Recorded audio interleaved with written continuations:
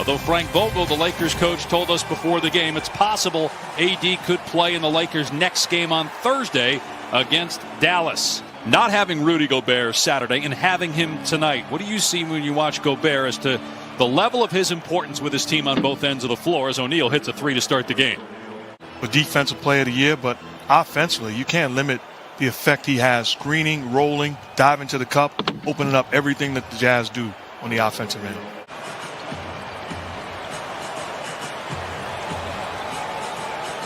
Conley off the Gobert screen. There's what you're talking about, right? A little bit of airspace thanks to the screen from Gobert, and it's 8-0 Jazz. Here's Kuzma. Fires into Drummond, who had 27 points on Saturday, and he gets the Lakers' first points 2 minutes into the game. You take a look at this Jazz team, their act certainly travels, so they're good enough to win on the road, but that home court advantage in Utah with that fan base is absolutely second to none. Shot clock down to 5. Another good defensive possession here by Los Angeles. Gobert, though, with the slam as Ingles, who's an excellent passer, made the play. An all-star this year for the second straight year. In the running for Defensive Player of the Year, which would be his third if he's able to win it, as Bogdanovich drills a three. And having talent, because talent damage doesn't have an effect in a playoff series. You need to have guys at 100%.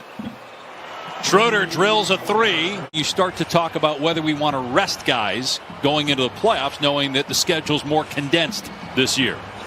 To me, they're in a different they have a different mentality than the Lakers. We need to be at 100%. When you're talking about the Utah Jazz, it's about making sure guys are healthy, but I wouldn't rest guys. We're going to continue to keep our foot on the gas pedal because the message has got to be we haven't accomplished anything yet.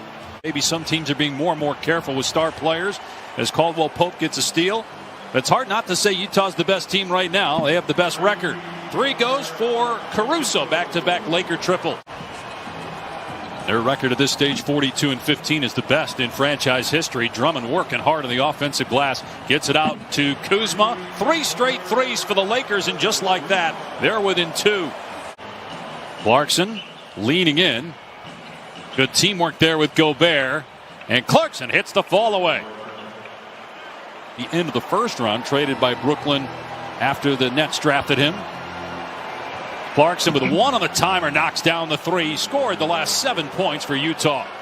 His presence, setting screens and diving, then protecting the rim. And I love what Quinn talked about. You got to recognize how you're being defended in the pick and roll action and get rid of the basketball.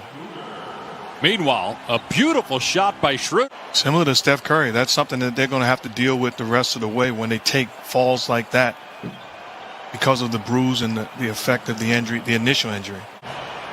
3 minutes gone by, second quarter. Utah by 6. Jazz with the best record in the league as Horton Tucker splashes home a 3-ball. Future's awfully bright with the talent that he has, and he's only getting better. He only played in 6 games last year as Niang kisses it in.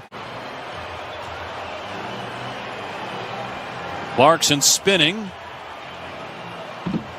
Tough shot, but it goes against Ben McLemore, who's playing his 7th game. Clarkson gets past his man and floats it up and in. Missed the shot. He's 2 for 7 from the floor. Utah looking to run. Bogdanovich spins past his man, lays it home, and a foul. Bogdanovich with 9 points and a chance to make it 10. At 15 consecutive games with 20 or more threes. The record is 18 in a row by the Rockets 2 years ago as Kuzma hits the mid-range jumper. Utah already with 6 threes in this game and a 10-point lead. Yeah, they're number 4 in defensive rating since LeBron James' injuries. Favors gets inside.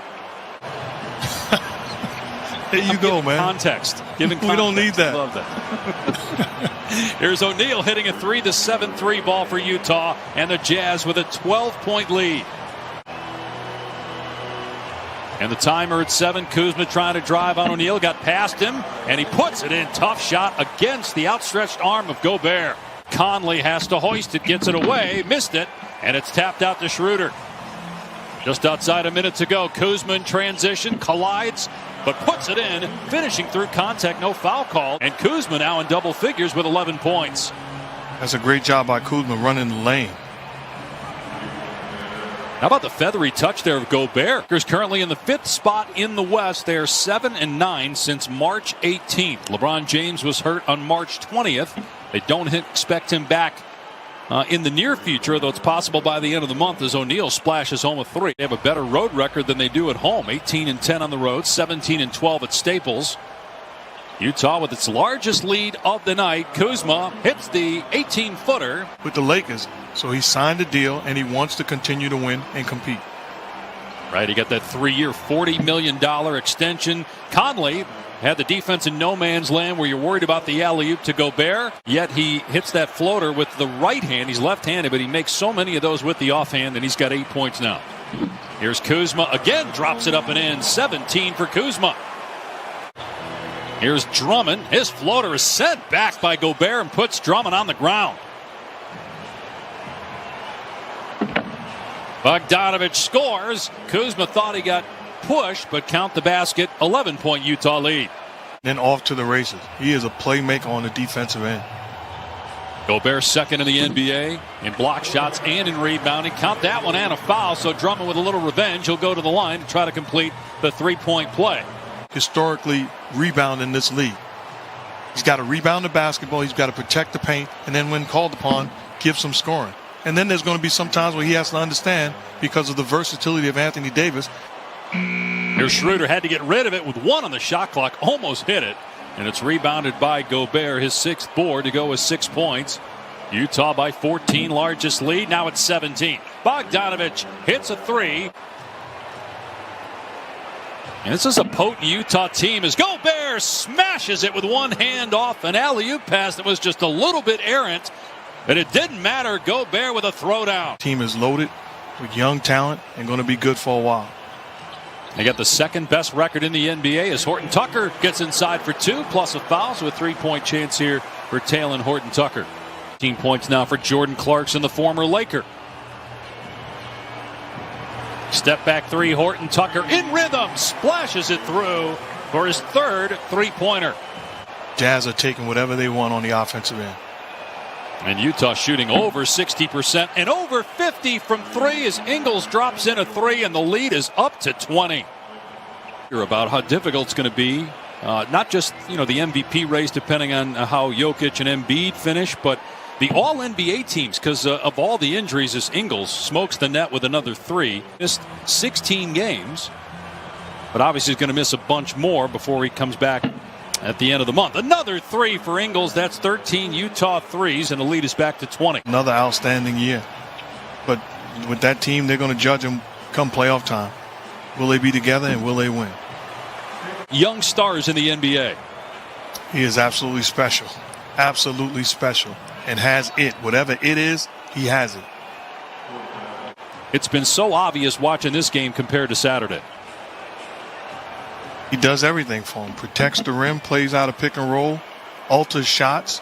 You're talking about Curry with 49. He actually had a chance to get 50. Was at the line shooting 2 with 48. Got poked in the eye in the foul. Missed 1. He's got to get better at the free throw line.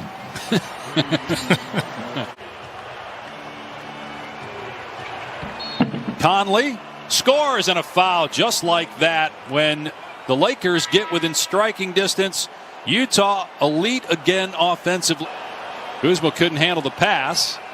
And Utah with a 2-on-1. O'Neal gives it back to Bogdanovich for the layup. Here's Bogdanovich.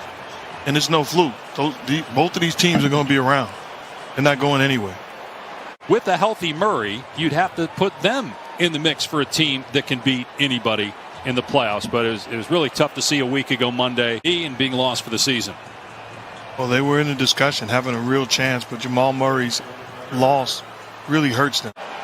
And at 35 to go. Tough shot in the lane. The tip won't go from McKinney, and then he puts it in on Thursday night. Utah shoots close to 60% from the floor, hits 15 threes.